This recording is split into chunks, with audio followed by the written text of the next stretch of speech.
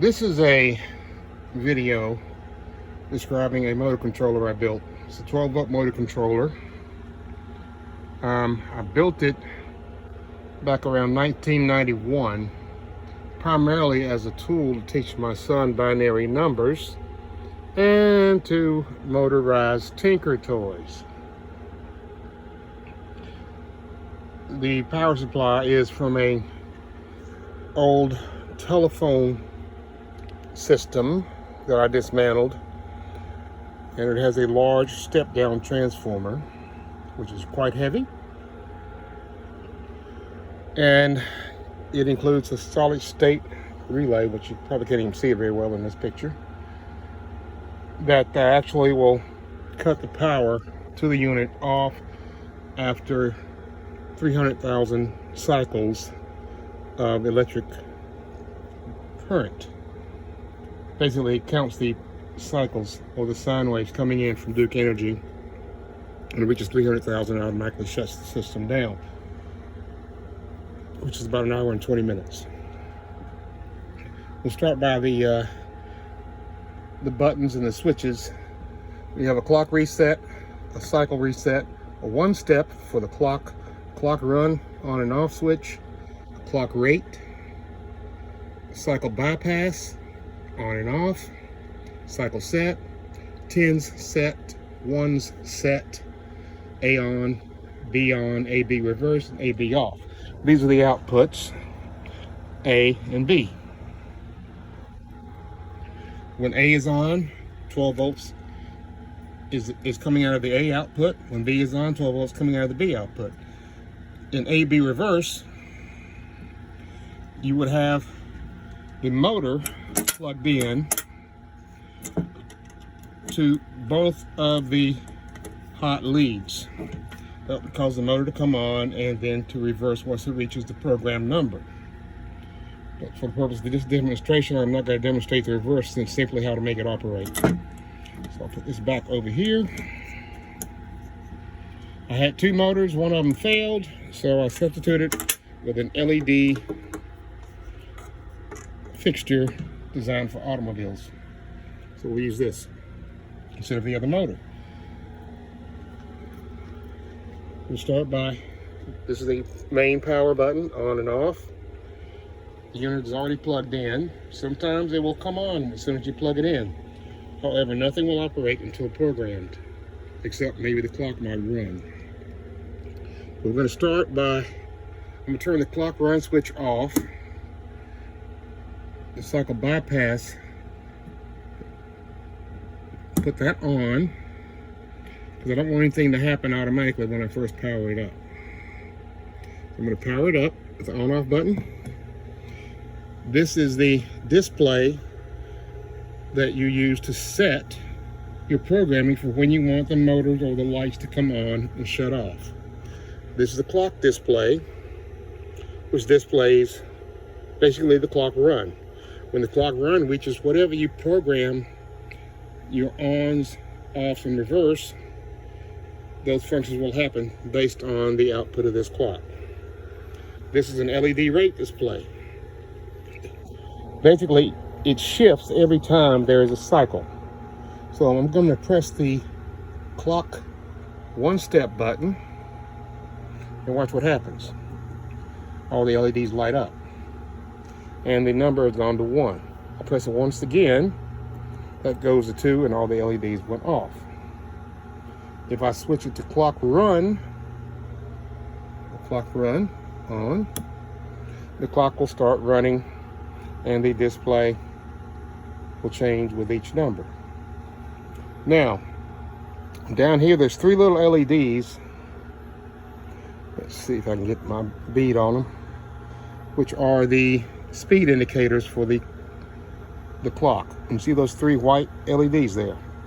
Now one of them is burned out, so I'm going to press the clock rate button once, and the one LED lights up and the clock is speeded up a little bit. I'll press it again, and the second LED would have lit, but it is burned out. So that is indicating the number 2.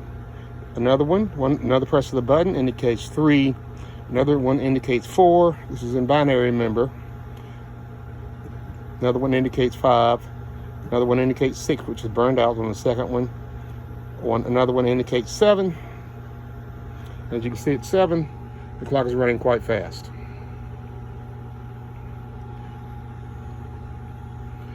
You'll also see over here the cycle counter, which is in binary, as well as a cycle set.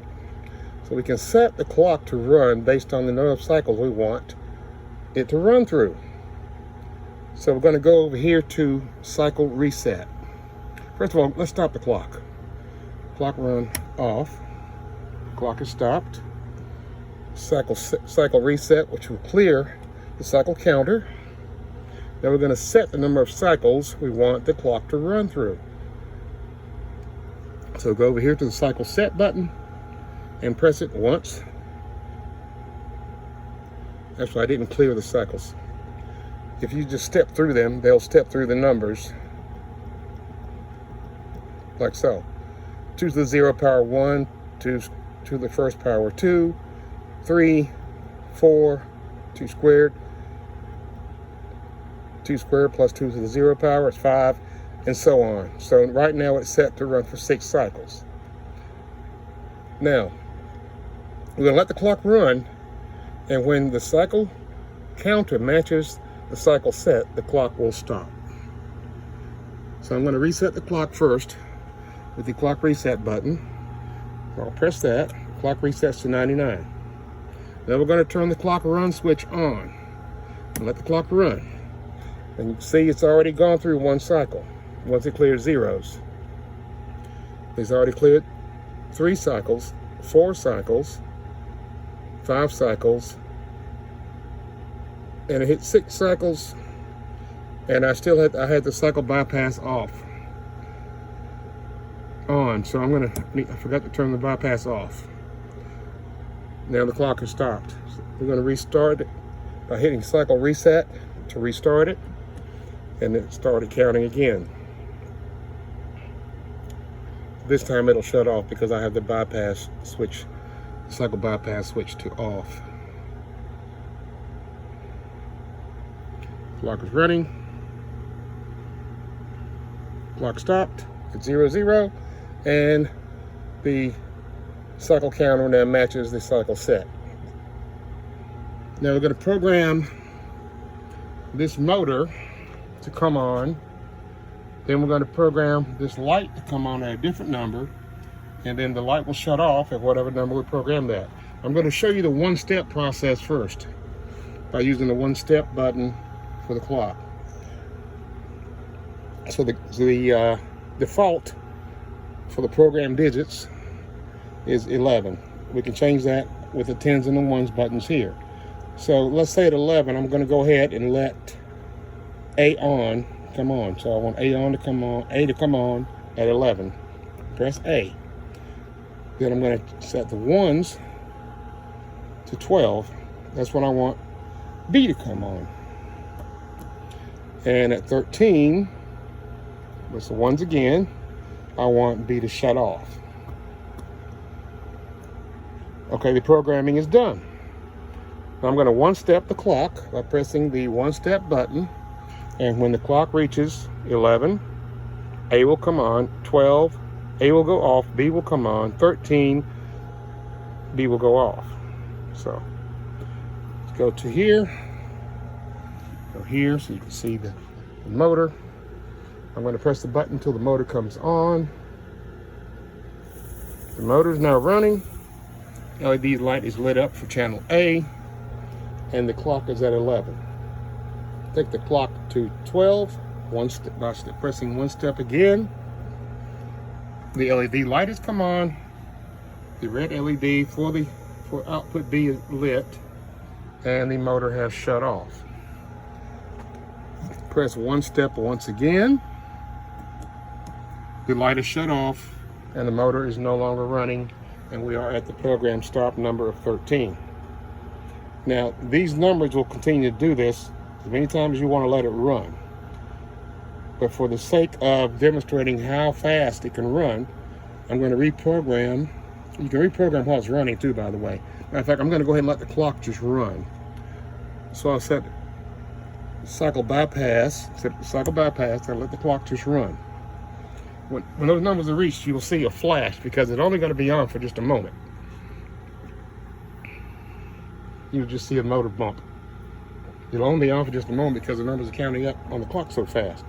But I'm going to change the programming while it's running. So for the motor, let's set the motor to come on. Let's leave that at 11. But let's, as far as the A, let's change B to 31. So we're going to press 10s for 3, 1s for 31, and press B on.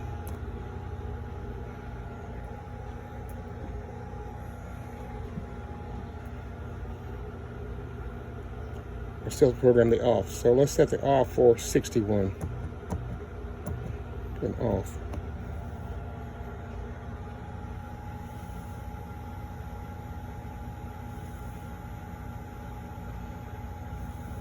And it is now running at the new functions, at the new numbers.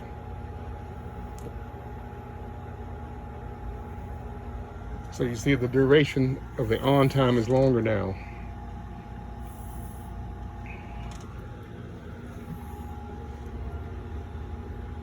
And that is the basic operation of this whole unit. You can vary the clock speeds if you want more duration, so you can change the clock rate.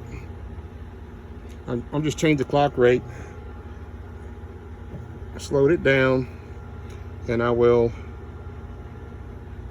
let's see, speed it up just a little bit. This clock rate, speed it up one more. And that'll make the on-time durations longer.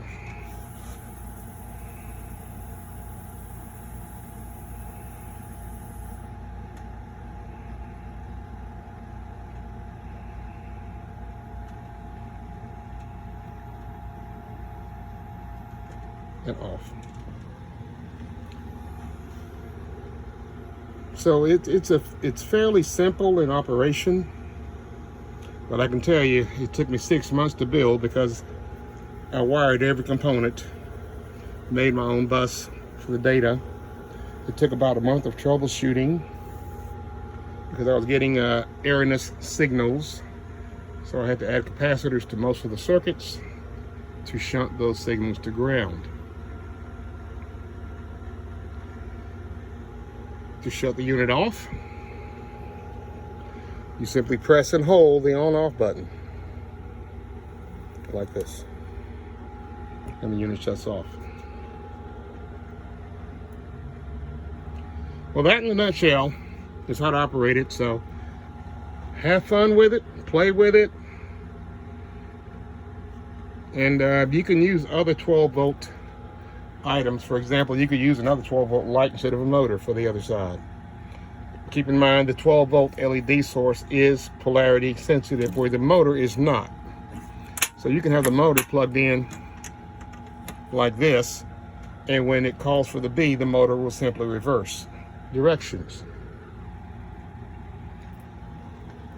Enjoy, and I hope someone gets a lot of good use out of this, because it is the most complicated thing I've ever done in my life, outside of marriage and raising a child.